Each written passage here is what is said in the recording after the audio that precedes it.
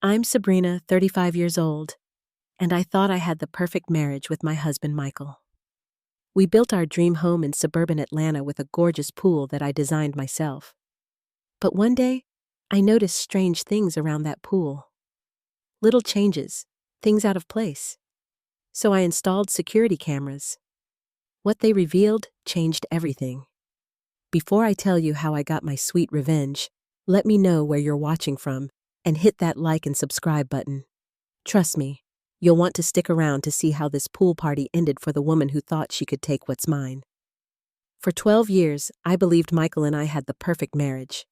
We met in college, dated for 3 years, and got married in a beautiful ceremony surrounded by friends and family.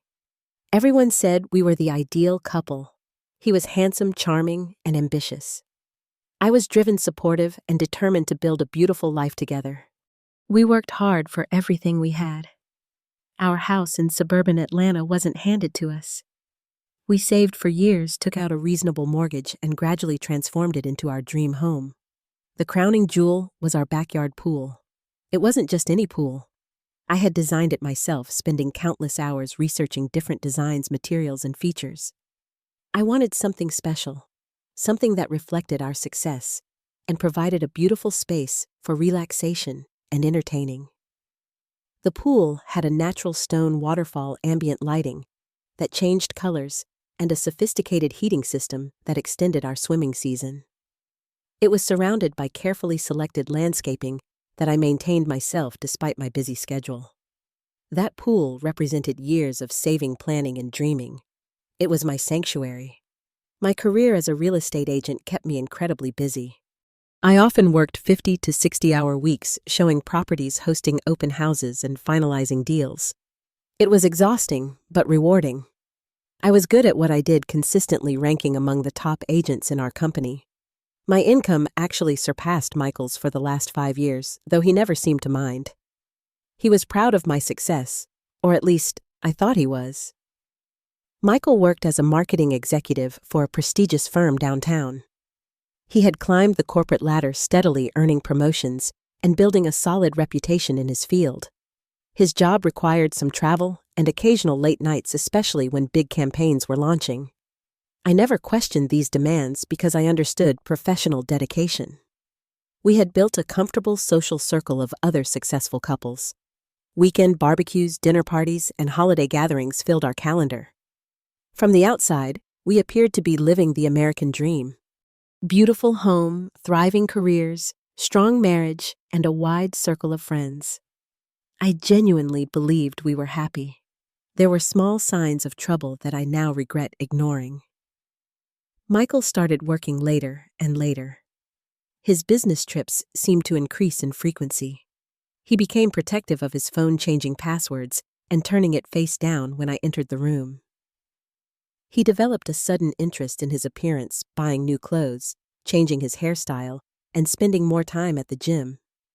I noticed these changes but dismissed them as midlife adjustments or work stress. After all, we had been together for so long. We were past the honeymoon phase, but I believed our foundation was solid. When he became emotionally distant, I tried harder. I planned special date nights, initiated intimate moments, and made sure our home remained a pleasant environment despite my exhausting work schedule. Looking back, I realize I was trying to fix something without acknowledging it was broken. I was working so hard to maintain our perfect life that I failed to see the cracks forming in our marriage.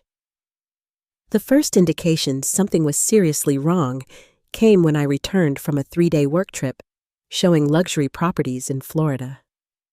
I noticed small things out of place around the pool area. Cushions on the lounge chairs had been moved. There was a wine glass ring on the side table that I definitely hadn't left. The pool skimmer was in the wrong place. These were tiny details that most people wouldn't notice, but this was my carefully maintained space. I knew when something wasn't right. I mentioned these observations to Michael casually over dinner. "Did you have someone over while I was gone?" I asked, keeping my tone light and curious. "No," he replied without looking up from his plate. "Why would you think that?" Just some things moved around the pool, I said. He shrugged. Probably the wind. Or maybe you're just tired from your trip and misremembering where you left things. I let it go, but a nagging feeling remained. Over the next few weeks, I noticed more discrepancies. A bottle of sunscreen I didn't recognize tucked behind the pool towels. The distinct scent of an unfamiliar perfume on one of the outdoor throw pillows. The water level in the pool slightly lower than normal, suggesting recent use. These small inconsistencies kept adding up, creating a picture I wasn't ready to see. But deep down, I knew something wasn't right in my perfect marriage, and it had something to do with our beautiful backyard pool. The suspicions that had been building reached a breaking point when I returned early from another business trip. I had planned to be gone for 3 days, but a client canceled at the last minute, allowing me to come home a day early. I didn't tell Michael. Something told me not to announce my early arrival. As I pulled into our driveway, everything looked normal. Michael's car was there, suggesting he had come home from work. But there was also an unfamiliar red compact car parked on the street, just a few houses down. In our upscale neighborhood, people rarely parked on the street, preferring spacious garages and driveways. The car seemed out of place, and something about it immediately put me on edge. I entered the house quietly, setting down my bags in the foyer. The house was silent, no television noise or music playing. I called out for Michael, but received no answer. Moving through the house toward the back, I noticed 2 wine glasses on the kitchen counter alongside an open bottle of our expensive Cabernet that we had been saving for a special occasion. When I reached the sliding glass door that led to the pool area, what I saw confirmed my worst fears. Michael was lounging on one of the pool chairs, laughing and talking with a young woman I had never seen before. She was perhaps 26 or 27, with long blonde hair and the kind of toned physique that suggested regular gym visits. She wore a revealing bikini that I would later discover was more expensive than anything I owned. They didn't see me. I stood frozen behind the glass door, watching as this stranger made herself completely at home in my space. She moved around the pool area with the comfortable familiarity of someone who had been there many times before. She knew where the extra towels were kept. She adjusted the music playing from our outdoor speakers with ease. This wasn't her first visit. I quietly retreated into the house, my mind racing. Rather than confronting them immediately, I decided I needed more information. That night, after the woman had left and Michael had showered away any trace of her presence, I pretended nothing was wrong. I told him about my canceled appointment and acted as though I had just arrived home. He didn't even flinch as he lied about having a quiet night alone, catching up on work. The next day, I purchased security cameras. Not the obvious kind that mount on walls, but small, discreet devices that could be hidden among decor items or tucked into bookshelves. I installed them strategically throughout our house and around the pool area while Michael was at work. The cameras connected to an app on my phone, allowing me to monitor our home remotely and record any activity. I didn't have to wait long for results. Just 2 days later, while I was showing a property across town, my phone buzzed with motion alerts from the security cameras. I excused myself from my clients for a moment and checked the footage. There she was, again, the same blonde woman being welcomed into my home by my husband of 12 years. I watched in real time as they moved through our house with the ease of routine. They prepared drinks in my kitchen using glasses I had received as wedding gifts. Then they migrated to the pool area, where the woman immediately began making herself comfortable, slipping off her cover-up to reveal the same expensive bikini. I continued watching as Michael adjusted the pool temperature for her. A courtesy he rarely extended for me, despite knowing I preferred warmer water. She dove into my pool with graceful confidence, swimming laps, while Michael watched appreciatively from a lounge chair. My pool. The one I had designed. The one I had saved for. The one I maintained. She swam in it as if it belonged to her. That evening, I reviewed all the footage carefully. I needed to know who this woman was. Through their conversations by the pool, I learned her name was Jessica. She worked at Michael's company in the creative department. She was new, having joined just 4 months ago. Young, ambitious, and apparently completely comfortable sleeping with her married boss. The footage revealed more than just their affair. It showed their attitude toward me. They laughed about how I was always working and never had time for fun. Jessica mockingly asked if I even knew how to swim, considering she had never seen me use the pool. Michael laughed at this, explaining that I was too busy chasing commissions to enjoy the amenities of our home. Their casual cruelty felt like physical blows. Each dismissive comment about my work ethic, each joke at my expense cut deeply. I had been working those long hours to build our life together. To afford this very home they were now enjoying in my absence. When Michael came home that evening, I decided to confront him, but carefully. I didn't want to reveal my surveillance yet. "Is there something going on I should know about?" I asked directly as we prepared for bed. He looked startled but quickly composed himself. "What do you mean?" "You've been distant, working late. I feel like something's changed." Michael sighed in what I now recognize was performative exhaustion. "You're being paranoid, Sabrina. I'm just busy with the new campaign. You know how it gets. If anything, you're the one who's always absent, always working." "I found an unfamiliar bottle of sunscreen by the pool," I pressed. "Probably left by the pool maintenance guy," he said dismissively. "Or maybe one of our friends from the barbecue last month. Why are you creating problems? Is work stress getting to you?" The gaslighting was so smooth, so practiced, that for a moment I almost doubted myself. Despite having literally watched video footage of his betrayal hours earlier, his confidence in lying made me question my own reality. "Maybe you're right," I said, finally deciding to play along. "It's probably just work stress." He seemed relieved and quickly changed the subject. As he fell asleep beside me that night, I lay awake, my mind churning with plans. I wasn't going to confront him again until I had gathered more evidence and decided exactly how I wanted to handle this betrayal. One thing was certain: I would not be the one giving up my home or my dignity. Michael and his pool-loving mistress had severely underestimated me. Over the next several weeks, I maintained a facade of normalcy while continuing to monitor Michael and Jessica's affair through the security cameras. Each new recording brought fresh pain, but also strengthened my resolve. Their relationship wasn't just physical. It had developed patterns and routines that suggested a level of emotional investment I hadn't initially recognized. Jessica visited our home 3 to 4 times a week, always when I was scheduled to be working. She had a key I discovered watching her let herself in one afternoon, while Michael was still commuting back from the office. The casual way she entered my home, dropping her bags on my furniture, and immediately heading to the kitchen to pour herself a drink from my collection of wines, made my blood boil. The pool remained their favorite spot. Jessica seemed particularly drawn to it, often commenting on how beautiful it was, and how lucky Michael was to have such a gorgeous backyard oasis. If only she knew how many extra listings I had taken on to afford the custom design she so casually enjoyed.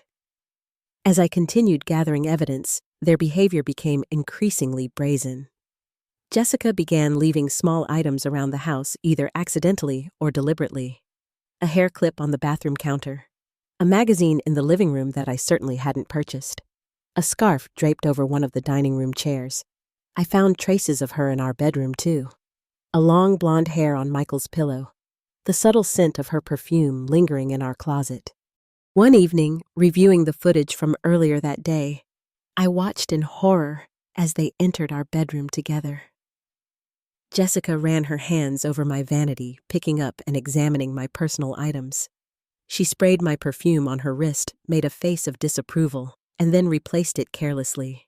She opened my jewelry box and tried on several pieces, modeling them for Michael, who lounged on our bed, watching her with amusement. "Your wife has boring taste," Jessica commented, removing my grandmother's pearl earrings that I treasured. "So conservative and basic." Michael laughed. That's Sabrina, practical to a fault.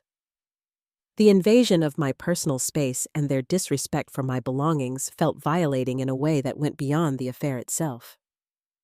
These were not just things. They were extensions of me, my history, my identity. And they were treating them as props in their little drama.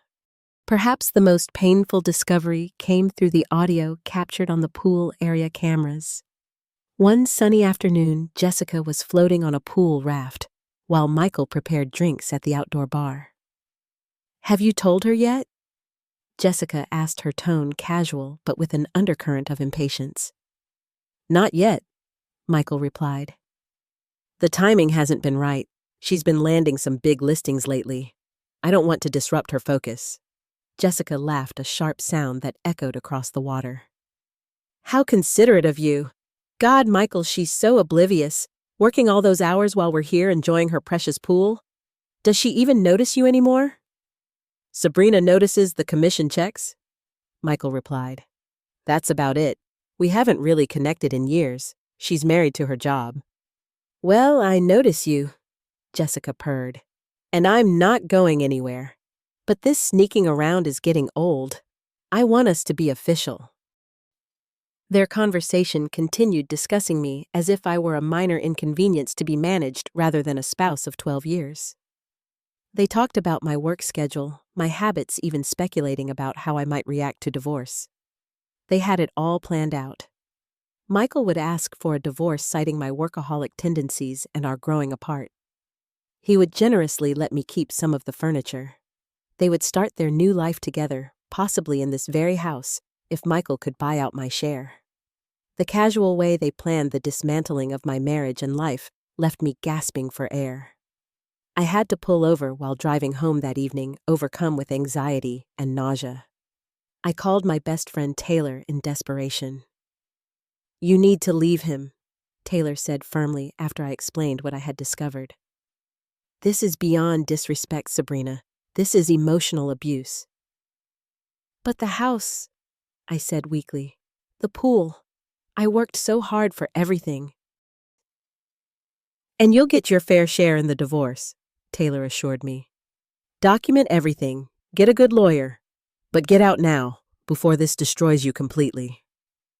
Taylor was right about documenting everything. I began saving all the video footage on external hard drives. I took screenshots of particularly damning moments. I even started recording my interactions with Michael, noting his lies and inconsistencies. But something in me wasn't ready to just walk away. Not yet. Not while Jessica was getting more comfortable by the day, in my home, swimming in my pool, and planning to take over my life as if I were nothing. My breaking point came when I discovered Jessica had posted photos on social media from our pool. She was careful not to show the house directly or tag a location, but I recognized every detail. The distinctive tile work around the edges that I had specially commissioned. The unique pattern of the stonework on the waterfall feature. Even one of my decorative planters was visible in the background. The caption read, "Sunday Fun Day at the most gorgeous pool in Atlanta. Soon to be making many more memories here. Blessed. New beginnings." The comments from her friends were equally infuriating. "Living your best life, girl. Whose amazing pool is this? Serious upgrade from your apartment complex pool." To which Jessica had replied with a winking emoji. "Let's just say I'm moving up in the world." She was already claiming my space, my design, my investment as her own. Planning to replace me not just in Michael's life, but in my own home. The home I had worked countless hours to afford. The pool I had dreamed of and designed down to the last detail. Something shifted in me that day. The shock and pain began to crystallize into determination. If Michael and Jessica thought they could simply push me aside and step into the life I had built, they were about to learn a difficult lesson about underestimating Sabrina Davis. The final straw came faster than I expected. I had been scheduled for a 3-day trip to show properties in North Carolina, but again, plans changed. My client decided to postpone until the following month, freeing up my weekend unexpectedly. Once again, I didn't inform Michael of this change. When I arrived home Friday evening, the house was buzzing with activity. Music pumped from our outdoor sound system. Laughter and conversations drifted in from the backyard. For a moment, I thought Michael had organized a surprise party for me, perhaps feeling guilty about his betrayal. How naive that hope was. I walked through the house to find at least 15 people gathered around our pool area. Coolers of beer and wine sat on the patio. Our grill was fired up cooking what looked like expensive steaks, and at the center of it all was Jessica holding court in a new designer swimsuit perched on the edge of my pool with her feet dangling in the water. Michael stood nearby playing bartender at our outdoor bar, mixing cocktails for their guests. He froze when he saw me nearly dropping the shaker in his hands. "Sabrina," he said, recovering quickly. "You're back early." All conversations halted. Every head turned in my direction. Jessica's smile faltered only momentarily before returning with calculated warmth. "You must be Sabrina," she said, rising from the pool edge and approaching me with an extended hand. "Michael mentioned you might be joining us if you got back in time. I'm Jessica from Michael's office." The audacity of her pretense made me momentarily speechless. She was introducing herself as if we were meeting at a company function, not as if I had caught her hosting a party in my home while having an affair with my husband. "Nice to finally meet you," I managed to say, shaking her hand briefly. I could feel curious eyes on us, the tension evident to everyone present. Michael quickly moved to my side, placing his arm around my shoulder in a show of affection that felt utterly foreign after months of distance. "Everyone," he announced to the group, "this is my wife, Sabrina. She's just back from a business trip showing multi-million-dollar properties to some very lucky clients." There were polite hellos and raised glasses in my direction. I recognized some faces from Michael's company, others were complete strangers. All were watching this uncomfortable scene unfold with barely disguised interest. "Let me get you a drink," Michael said, steering me toward the bar. Once we were slightly apart from the others, he lowered his voice. "Why didn't you tell me you were coming home today?" "Why didn't you tell me you were having a party?" I countered. "It was last minute," he said smoothly. "Just some colleagues from work celebrating the successful launch of the Morton campaign. I would have told you, but you were supposed to be showing houses in Charlotte." The ease with which he lied continued to astonish me. I decided to play along to observe how this scenario would unfold if I didn't immediately confront him. "Well, I'm here now," I said, accepting the hastily prepared drink he handed me. For the next few hours, I experienced the surreal feeling of being a guest in my own home. Michael introduced me to people I had never met, always emphasizing my career. "Sabrina works nonstop," he would say. "She's one of the top real estate agents in the area." The subtext was clear. I was absent, work-obsessed, barely part of his daily life. Jessica performed the role of helpful colleague with practiced precision. She made a show of including me in conversations, asking about my work, complimenting the house. But there was a proprietary air to her movements. She knew where everything was kept. She directed people to bathrooms and showed them where to find extra towels. She adjusted the music and lighting with the confidence of someone who considered the space their own. At one point, I overheard her speaking quietly to a friend near the pool house. "The divorce should be finalized by the end of the year," she was saying. "Michael says she's married to her job anyway, so it shouldn't be too messy. And then I can finally put my touch on this place. That formal living room has got to go, and the bedroom suite needs a complete overhaul." The friend noticed me approaching and quickly changed the subject, but the damage was done. They were already planning renovations to my home, the home I had designed, the home I had largely paid for. Later in the evening, as the party began to wind down, Michael became increasingly cold toward me. The performative affection from earlier had evaporated, replaced by barely concealed irritation at my presence. When I offered to help clean up, he dismissively told me I should get some rest after my long trip. "Jessica and I have got this," he said. We're used to working as a team. The implication was clear. They were the team now. I was the outsider. After the last guest departed around midnight, Michael finally confronted me in our bedroom. "I think we need to talk," he said, his tone serious. "About the affair you're having with Jessica," I asked calmly. He didn't even try to deny it. "About us," he said. "This isn't working anymore, Sabrina. We both know it. We've been living separate lives for years." "Separate lives?" I repeated. "I've been working to build our life, to afford this house, the pool you and Jessica seem to enjoy so much." "That's exactly it," he said, as if my words had proven his point. "It's always about work, about money, about the house.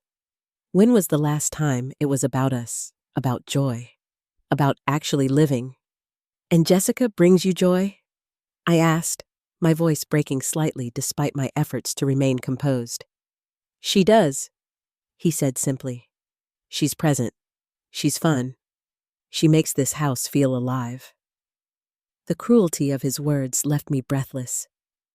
I had spent years working to create this beautiful home for us, and now he was using it as evidence of my failings as a wife. "I want a divorce," he continued. "I think it would be best if you moved out. I can buy you out of your share of the house." "Move out?" I repeated incredulously. "Of the house that I found, that my commission checks largely paid for, that I designed?" "Be reasonable, Sabrina," he said with infuriating condescension. "You're hardly ever here anyway, and I'm willing to be generous with the financial settlement." I stared at my husband of 12 years, this man I thought I knew, and saw a complete stranger. The Michael I married would never have been so callous, so entitled, so dismissive of my contributions. "I need to think," I said finally. "This is a lot to process." "Take all the time you need," he said magnanimously. "I'm heading out of town with Jessica for a business conference tomorrow. We'll be gone for 3 days. Maybe use that time to consider what you really want." As he packed his suitcase for his business trip with his mistress, I lay in our bed, staring at the ceiling, a plan already forming in my mind. Michael and Jessica had underestimated me at every turn. They thought I was oblivious, then weak, then easily discarded. They were about to discover how wrong they were, especially Jessica, who loved my pool so very much. The moment Michael's car disappeared down the street the next morning, I sprang into action. My first call was to Arthur Goldstein, one of the most respected divorce attorneys in Atlanta. As a real estate agent, I had crossed paths with him numerous times and knew his reputation for being thorough and relentless. "I need an emergency consultation," I told his receptionist. "Today, if possible." 4 hours later, I sat in Arthur's office laying out my situation. I had brought copies of our property deeds financial statements and several clips from the security footage showing Jessica in our home. "Let me be clear," Arthur said after reviewing the materials. "You purchased the home together, but you've contributed approximately 65% of the mortgage payments over the last 5 years." "Yes," I confirmed. "My income has significantly exceeded Michael's since I made partner at my firm. I also paid for the pool installation entirely from my personal savings and commissions." Arthur nodded, making notes. "And you have documentation showing that you paid for the pool." I produced the contract's invoices and bank statements showing the transfers from my personal account. "Every penny came from my separate account. It was a surprise gift to ourselves for our 10th anniversary." "This is excellent," Arthur said. "Georgia is an equitable distribution state, not a community property state. The court will look at who contributed what to the acquisition of assets. Your detailed records work in your favor." Next, I called my friend Taylor, who worked in property law. She agreed to meet me for lunch, where I filled her in on the latest developments.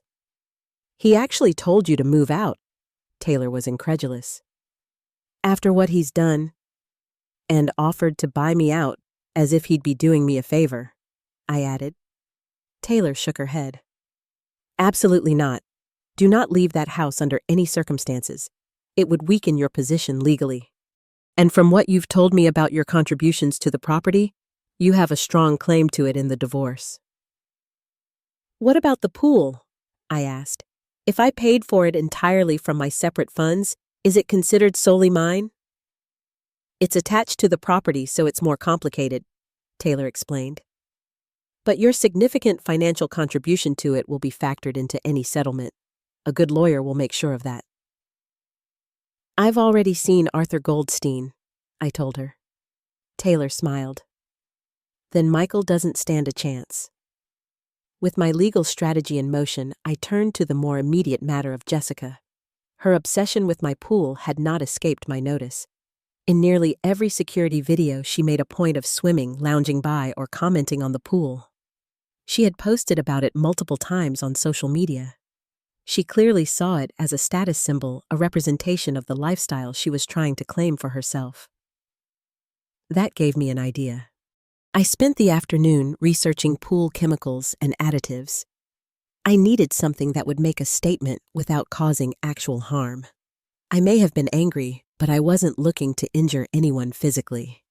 After extensive online research and a visit to a specialty pool supply store, I found exactly what I needed. It was a product typically used for swimming events and water shows, a temporary colorant that would bind to oils on the skin and hair.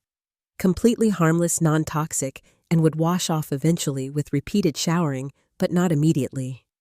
The sales associate assured me it was safe even if accidentally ingested in small quantities, which was important. I didn't want to poison anyone, just deliver a message. Back at home, I set my plan in motion. First, I texted Michael to tell him I was going away for the weekend to clear my head. I mentioned I'd be staying at a spa resort a few hours away, giving the impression I would be far from home. "That's a good idea," he texted back. "Take the time you need. We can talk when I get back from the conference." Next, I made sure all my security cameras were functioning properly and positioned for the best views of the pool area. I added 2 new ones with better angles, hiding them among the potted plants and decor. Then I carefully prepared the pool. Following the product instructions exactly, I added the colorant to the water. It was designed to remain inactive until it came into contact with human skin oils or certain chemicals like those found in some sunscreens. In the container and in the pool, it was completely clear and undetectable. But once activated, it would temporarily stain the skin with a patchy, uneven blue-green tint that resembled algae.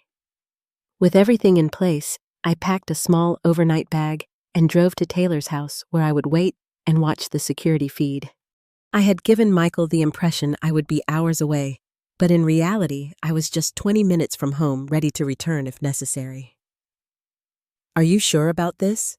Taylor asked as we set up my laptop to monitor the security cameras. "Absolutely," I said. "They've been swimming in my pool for months behind my back.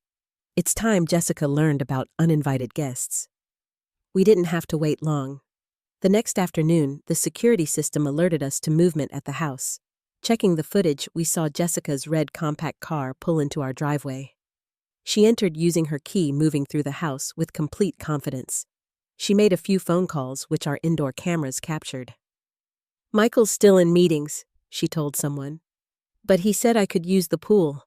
I'm having a few people over. Know his wife is at some spa retreat. I know, right?" She finally got the hint. Over the next hour, 4 other women arrived, all approximately Jessica's age, all dressed for a pool party. Jessica played the perfect hostess, giving them a tour of her future home, as she explicitly described it to her friends. "Michael and I will redo the kitchen first," she told them, gesturing grandly. "Then the master bath. Once the divorce is finalized, we'll start on the renovations." The women oohed and awed appropriately, following Jessica through the house with champagne glasses in hand. When they reached the pool area, Jessica's pride was palpable even through the camera footage. "And this," she announced dramatically, "is the piece de resistance, the finest private pool in Atlanta." "It's gorgeous," one friend said enviously. "You've really moved up in the world, Jess." Jessica preened at the compliment. "Michael deserves a partner who appreciates the finer things. and who's actually home to enjoy them with him. The women laughed at this thinly veiled jab at me. I watched my anger tempered by the anticipation of what was about to happen. Michael had meetings all day, but he should be joining us soon. Jessica continued arranging herself on one of the lounge chairs. In the meantime, let's enjoy this perfect afternoon. For about 30 minutes, the women sunbathed and chatted, sipping champagne and taking selfies. Jessica repeatedly checked her phone, apparently waiting for news from Michael. Finally, she stood up and stretched. "I can't resist any longer," she announced. "I'm going in. This pool is calling my name." She had changed into a new swimsuit, I noticed. White, expensive looking, with gold hardware accents. Almost certainly purchased to impress at this very gathering. "New suit?" one of her friends asked. "Just a little something I picked up at Neiman's," Jessica replied casually. "Michael appreciates when I make an effort." With that, she moved to the diving board, struck a pose for her friends, and executed a perfect dive into the crystal-clear water of my pool. Taylor and I leaned closer to the laptop screen, watching intently. Jessica swam a lap underwater before surfacing with a satisfied smile. She slicked her hair back and called to her friends, "The water is perfect. Come in." One of the women who was taking photos suddenly lowered her phone. Jess, are you okay?" "What do you mean?" Jessica asked, still smiling. Your skin," the friend said hesitantly. "It looks green." Jessica laughed. "Very funny." "No, seriously," another friend said, approaching the pool edge. "Look at your arms." Jessica glanced down at her arms, and her smile vanished instantly. Where the water had touched her skin, patchy blue-green discolorations were developing, becoming more vivid by the second. She lifted her hands from the water to find her palms similarly affected. "What the hell?" she shrieked, scrambling to the pool edge. Her friends helped her out of the water, their expressions a mixture of concern and poorly concealed amusement. As Jessica stood on the pool deck, water streaming from her body, the full effect became apparent. The pristine white swimsuit now had blue-green streaks where the water had saturated it longest. Her skin was covered in patchy discolorations that indeed resembled an algae bloom. "Oh my God!" she wailed, catching her reflection in the glass of the sliding door.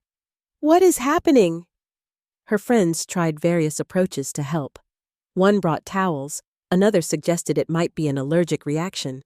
A third started frantically Google searching, "Skin turns green in pool." Jessica ran to the outdoor shower, turning it on full blast, but the water only spread the colorant further. The more she scrubbed, the more it seemed to set into her skin. "It's not coming off," she cried, her voice rising in panic. "Call Michael. Something's wrong with the pool." By this point, Taylor and I were struggling to contain our laughter. The colorant was performing exactly as advertised. It was bonding to the oils in Jessica's skin and creating a memorable pattern that would fade gradually over a couple of days with repeated washing, but wouldn't disappear immediately no matter how hard she scrubbed. As Jessica continued her frantic attempts to remove the coloring, her friend's supportive demeanor began to crack.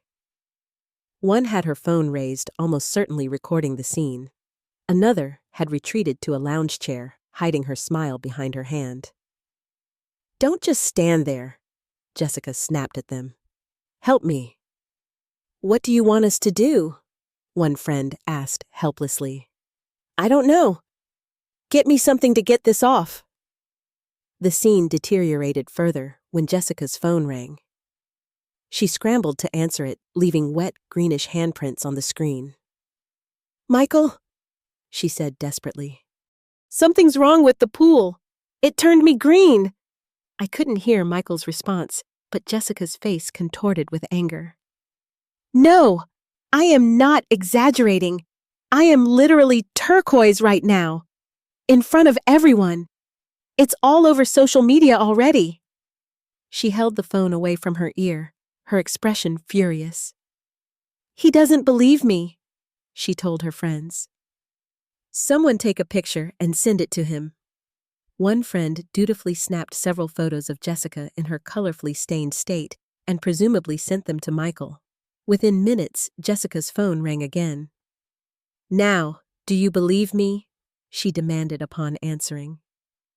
"What?" "No, I didn't add anything to the pool." "Why would I do that? It has to be something wrong with your filtration system or chemicals or something." As the drama continued to unfold on screen, Taylor turned to me with raised eyebrows. "How long will that stuff last?" she asked quietly. "About 48 hours," I replied. "Less if she exfoliates thoroughly. The product information said it's designed to fade gradually rather than all at once." "So she'll be green for the rest of their business trip." "A lovely shade of patchy turquoise," I confirmed. Just in time for whatever important client meetings Michael claimed they had. On screen, Jessica had abandoned the phone call and was now demanding that her friends drive her to an emergency room. The white swimsuit was thoroughly ruined, stained with unmistakable blue-green patches that no amount of washing would remove. As the group hurriedly gathered their things to leave, the security camera captured a final perfect moment, Jessica turning back toward the pool, her face a mask of fury and humiliation, pointing an accusatory finger at the now innocent-looking water.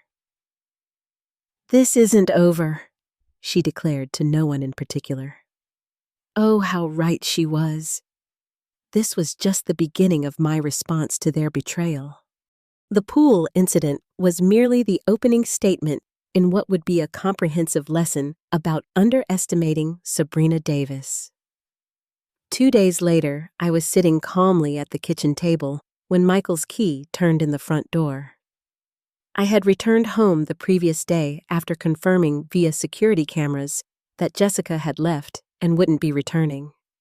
I had restored the pool to its normal condition, removing all traces of the colorant, and had prepared myself mentally for the confrontation to come. Michael entered alone, his expression thunderous. He dropped his luggage in the hallway and strode directly to where I sat. "What the hell did you do to the pool?" he demanded without preamble. I looked up from my coffee with deliberate calm. "Good morning to you too, Michael. How was your business trip?" "Cut the crap, Sabrina. Jessica ended up in urgent care." "Did she?" I asked mildly. "What a shame. Perhaps she should stick to pools she's actually been invited to use." Michael's face flushed with anger. You knew all along." "About the affair, yes. About Jessica using my pool while I worked to pay for this house. Also yes." I took a sip of my coffee. "Did you really think I wouldn't notice?" "So you poisoned the pool?" he asked incredulously. "Poisoned?" I laughed. "Don't be dramatic. It was a temporary colorant, completely harmless. The same kind they use in water shows and events. It'll fade completely in another day or so." Jessica was humiliated. Her skin was green at our client presentation. "How unfortunate," I said, not bothering to hide my satisfaction. "Almost as unfortunate as coming home to find your husband's mistress hosting parties in your pool." Michael ran a hand through his hair in frustration. "This is exactly why our marriage has failed. These childish games, this pettiness." "Childish games." I repeated, my calm facade finally cracking. "You've been having an affair for months. You brought that woman into our home, let her swim in my pool, wear my clothes, touch my things. You discussed divorce with her before ever mentioning it to me. You told her she could redecorate our house, and you have the audacity to call me petty. It wasn't supposed to happen this way," Michael said, his tone shifting to one of justification. "I was going to tell you properly, but you're never here, Sabrina. You're always working. Jessica and we connect on a different level." "Spare me the rationalization," I cut him off. "I'm not interested in why you think betraying our marriage was justified." I stood up and walked to the counter where a folder waited. I returned to the table and slid it across to Michael. "What's this?" he asked warily. "Divorce papers. Since you're so eager to end our marriage, I thought I'd expedite the process." He opened the folder cautiously, as if it might explode. His eyes widened as he scanned the documents. "This says you're keeping the house," he said in disbelief. "Yes," I confirmed. "The house that my income primarily paid for. The house that contains the pool I personally financed. The house that Jessica has been enjoying so thoroughly in my absence." "This is ridiculous," Michael sputtered. "You can't possibly think a judge would award you the entire house." "Actually," I said, "my attorney thinks the case is quite strong, especially given the evidence I've collected." I took out my phone and pulled up the security camera app. I played a short clip of Jessica and Michael by the pool, clearly discussing their plans for after the divorce, including their intentions for my home. Michael's face paled. "You've been spying on us?" "I've been monitoring my home," I corrected. "Which, as it turns out, has been the site of an ongoing affair that you conducted while I was working to pay for it." "These cameras, they're illegal," he said weakly. "Actually, they're not. Georgia is a one-party consent state for recordings, and since this is my residence, I had every legal right to install security cameras. My attorney has confirmed this." Michael slumped into a chair, the reality of his situation finally dawning on him. "So what now?" "You want the house, fine. Take it. But you won't get everything." "I don't want everything," I said. "Just what's rightfully mine. The detailed settlement proposal is in those papers. Your attorney can review them and contact Arthur Goldstein with any questions." "Arthur Goldstein." Michael's voice cracked slightly. Arthur's reputation preceded him. "Yes," I confirmed. "He found my case quite compelling." Michael leafed through the papers again, his face growing grimmer with each page. "This is going to ruin me financially." "Perhaps you should have thought of that before you decided to conduct an affair in the home I helped pay for," I suggested. "Or before you told me to move out as if I were a casual roommate rather than your wife of 12 years. A heavy silence fell between us. Finally, Michael looked up from the papers. "Where is this vindictiveness coming from? This isn't like you, Sabrina." "You're right," I agreed. The old Sabrina would have probably blamed herself. She would have wondered what she did wrong, how she failed as a wife. She might have even quietly packed her things and left, letting you and Jessica play house in the home she worked so hard to build. I leaned forward, meeting his eyes directly. "But that Sabrina is gone. She disappeared the moment I watched Jessica swim in my pool, while you laughed about how I was too busy working to enjoy it. Working, I might add, to afford the very lifestyle you were sharing with her." Michael had no response to that. The truth has a way of silencing even the most practiced liars. "You have 2 days to pack your essential belongings and find somewhere else to stay," I informed him. My attorney advised that neither of us should leave the property permanently during divorce proceedings, but given the circumstances, he believes a judge would look favorably on my request for exclusive temporary use of the home. "And where am I supposed to go?" Michael asked. "I hear Jessica has a lovely apartment," I replied coolly, "though I doubt it has a pool." The doorbell rang, interrupting our standoff. I rose to answer it, not surprised to find Jessica standing on my doorstep. Her skin still bore faint bluish patches, particularly visible on her hands and neck, despite her obvious attempts to cover them with makeup. "I want to talk to Michael," she demanded without greeting. "Of course," I said pleasantly, stepping aside to let her in.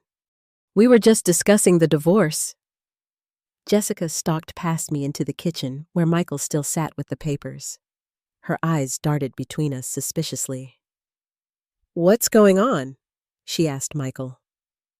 "Sabrina has filed for divorce," he told her, "and she wants the house." Jessica's face lit up momentarily before she registered Michael's grim expression. "Well, that's what we wanted, right? Except..." She peered at the papers. What are these terms? The terms, I interjected, are that I keep the house that I primarily paid for, including the pool that you seem to enjoy so much. Michael will retain his retirement accounts and investments. Everything else will be divided according to contribution. That's not fair, Jessica protested. Michael deserves half of everything. Actually, I said, in Georgia, marital property is divided equitably, not equally. Given that my income has substantially exceeded Michael's for years, and that I personally paid for several major improvements, including the entire pool installation, the division reflects our respective contributions. Jessica turned to Michael. You're not going to accept this, are you? Michael wouldn't meet her eyes. I don't have much choice. She has evidence, Jessica. Videos of us here talking about the divorce planning changes to the house. Videos, Jessica repeated, her voice rising. She recorded us. Security cameras, I clarified. Installed after I noticed evidence of uninvited guests in my home. They captured quite a lot, including some unflattering comments about me, discussions of your renovation plans, and of course your unfortunate pool incident. At the mention of the pool, Jessica's face flushed beneath her makeup. You did that on purpose, she accused. You tampered with the pool to humiliate me. I enhanced the pool experience for unauthorized users, I replied serenely. Consider it a special feature for those who swim where they aren't invited. This is harassment, Jessica insisted. We could press charges. For what? I asked. Using a temporary non-toxic colorant in my own pool, I don't think that would go very far legally. Now, unauthorized entry to someone else's property, that's trespassing, which I have documented extensively. Jessica looked to Michael for support, but he remained silent, defeated by the reality of the situation. So that's it, Jessica finally asked. You think you've won? This isn't about winning, I told her. It's about consequences. Actions have them. You and Michael chose to conduct an affair in my home, to disrespect my marriage and my property, to plan a future that involved taking what I had worked for. Now you're facing the consequences of those choices. I gestured toward the door. Now, if you'll excuse me, I have some calls to make. Michael will be needing somewhere to stay for the foreseeable future. Perhaps you can help him with that. Jessica stormed out without another word. Michael gathered the divorce papers and stood to follow her. 2 days, Michael, I reminded him. Then I expect your keys returned and your essential items removed. He paused at the doorway. I never meant to hurt you, he said quietly. Intentions are irrelevant, I replied. Results are what matter, and the result is that I no longer trust or respect you. But I should thank you for one thing. What's that? He asked warily. You've reminded me of my own strength, I said. Something I had forgotten during our marriage. So, in a way, your betrayal was a gift. It forced me to stand up for myself in ways I never would have otherwise. Michael nodded slowly, a flicker of something like regret crossing his face. Then he turned and left, closing the door quietly behind him. I stood in the empty kitchen, feeling a strange mixture of sadness and relief. The marriage I had invested 12 years in was over. But in its place was a newfound sense of self-respect and determination that felt surprisingly empowering. Later that evening, I walked out to the pool area and sat on the edge, dangling my feet in the water. The pool, that had become the symbol of Michael and Jessica's betrayal, was mine, now, truly mine.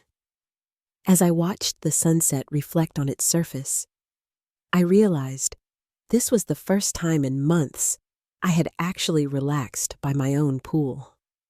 Tomorrow would bring more legal matters, more confrontations, more logistics of untangling a shared life. But tonight, I allowed myself to simply exist in this moment of quiet triumph. Not over Michael or Jessica specifically, but over the part of myself that would have accepted their disrespect. That would have blamed myself for their choices. That would have walked away from what was rightfully mine. That version of Sabrina was gone, and I wasn't sorry to see her go. 6 months passed, bringing changes both expected and surprising. The divorce was finalized more quickly than anticipated, largely due to Michael's reluctance to contest my terms, once he understood the extent of the evidence I had collected. In the end, he accepted the settlement offer, keeping his retirement accounts and investments while I retained the house and pool. The first few weeks after Michael moved out were challenging. The house felt simultaneously too empty and too full of memories. I considered selling it briefly, but ultimately decided against it. This was my home, one I had worked hard for, and I refused to let the painful associations drive me away. Instead, I set about reclaiming the space, making it fully mine. I renovated the master bathroom, removing the double vanity, and creating a luxurious single-user space with a soaking tub I had always wanted. I converted Michael's home office into a reading room, lining the walls with bookshelves and adding a comfortable window seat overlooking the garden. The pool area received the most attention. I replaced all the furniture, choosing pieces that reflected my taste rather than the compromised style Michael and I had settled on. I added new landscaping, planting flowering vines and shrubs that would mature to create a more private garden-like atmosphere. I even changed the lighting system, selecting a softer palette of colors that felt more serene. Throughout this process of reclamation, my support system proved invaluable. Taylor visited, often helping with renovation decisions and providing emotional support during the inevitable difficult days. Other friends, some of whom had drifted away during my marriage, returned to my life, bringing new energy and perspectives. Professionally, I continued to thrive. The divorce seemed to unlock a new level of focus and determination in my work. I landed several major listings and broke my previous sales records. My reputation in the Atlanta real estate market strengthened, bringing more referrals and opportunities. As for Michael and Jessica, their story unfolded much as might be expected. They moved in together almost immediately after Michael left our home, taking an apartment in a luxury building downtown. According to mutual acquaintances, the relationship began to show strain once the excitement of the forbidden affair transformed into the mundanity of daily life. Jessica, it seemed, had been attracted to the lifestyle she thought Michael could provide the house with the beautiful pool, the established success. When reality proved different, with Michael's finances strained by the divorce settlement and their living situation more modest than anticipated, the fantasy began to crumble. I heard through industry connections that Michael had been passed over for a promotion, his reputation at work affected by the affair with a junior employee. Jessica eventually left the company, supposedly to pursue other opportunities, but rumors suggested the workplace had become uncomfortable as their relationship became common knowledge. I took no pleasure in these developments. The anger that had fueled my initial response had gradually subsided, replaced by a kind of detached acceptance. Michael had made his choices, and now he was living with them just as I was living with mine. On a warm Saturday in early autumn, exactly 6 months after the pool incident, I hosted my first major gathering at the renovated house. It wasn't a statement or an attempt to prove anything to anyone. It was simply a celebration of friendship and new beginnings with people who had supported me through the difficult transition. 20 friends gathered around my pool, now surrounded by blooming gardens and soft lighting. We shared food, drinks, laughter, and conversation as the afternoon stretched into evening. No one mentioned Michael or the divorce.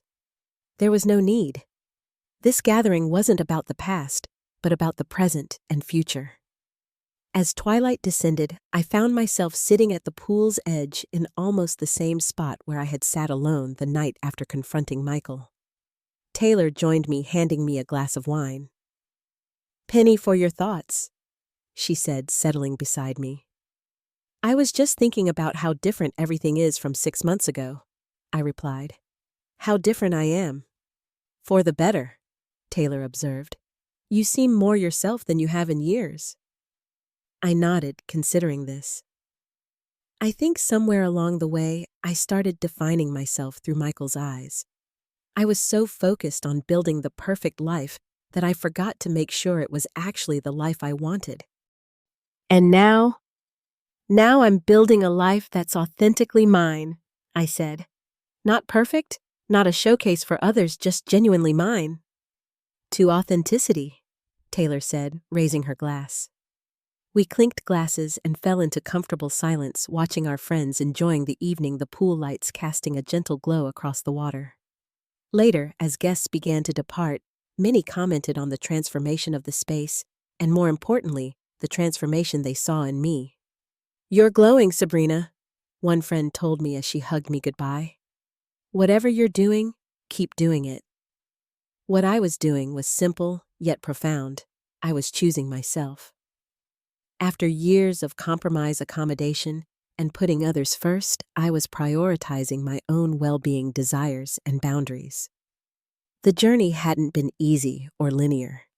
There had been days of doubt, moments of loneliness, periods of anger that needed to be worked through. But with each passing week, the painful edges of betrayal had softened. The house that had once felt tainted by Michael and Jessica's affair gradually transformed back into my sanctuary. Even the pool, the central stage of their disrespect, had been reclaimed as a source of joy and relaxation. As I cleaned up after the party, gathering empty glasses and folding abandoned towels, I paused at the pool's edge. The water was still and peaceful in the night, reflecting the stars above. I remembered the turquoise stains on Jessica's skin, her shock and humiliation. At the time, that small revenge had felt necessary and satisfying. Now it seemed almost like something that had happened to different people in a different life.